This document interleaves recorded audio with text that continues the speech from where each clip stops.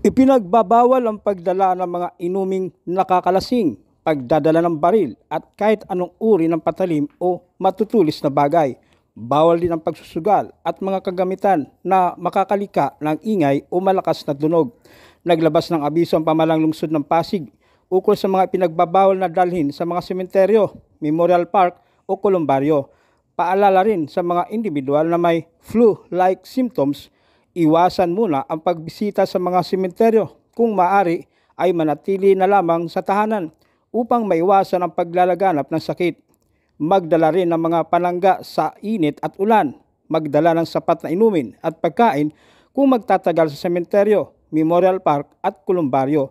May mga nakatakdang first aid tent at police desk sa bawat sementeryo, memorial park at sementeryo na matatagpuan malapit sa entrance.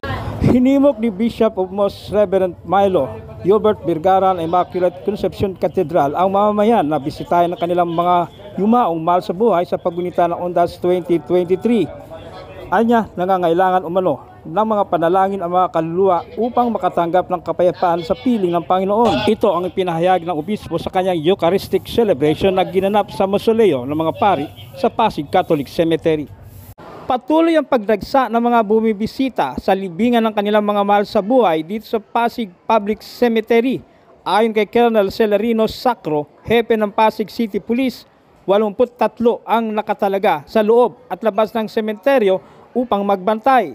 Mayroon ding force multipliers kabilang ang galing sa barangay, traffic at parking office, maging sa Bureau of Fire Protection upang pangasiwaan ang kaayusan at kapayapaan sa lugar.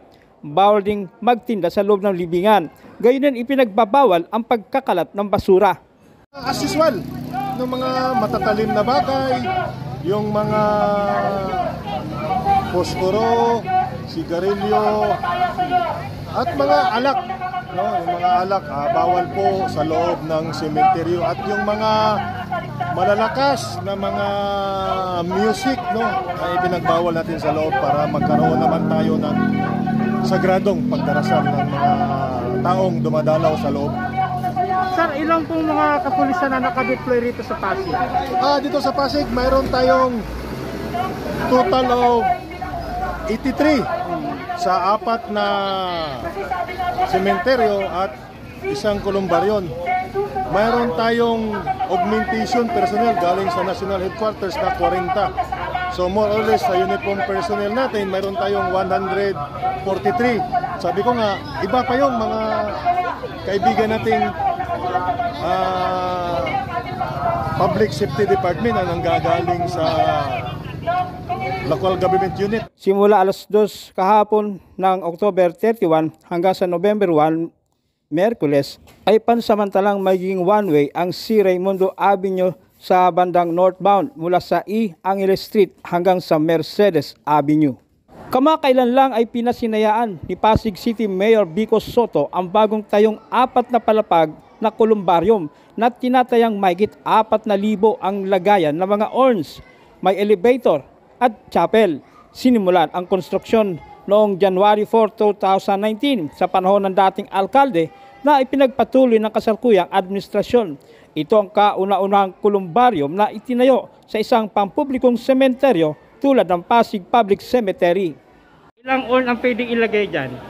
3 nga po, sir. Tatlo, Isang slot na ganito, maximum is 3. Kagaya po nito, 3 na yun. Maximum na po yan. Oo. Kailan po ito construct, ma'am?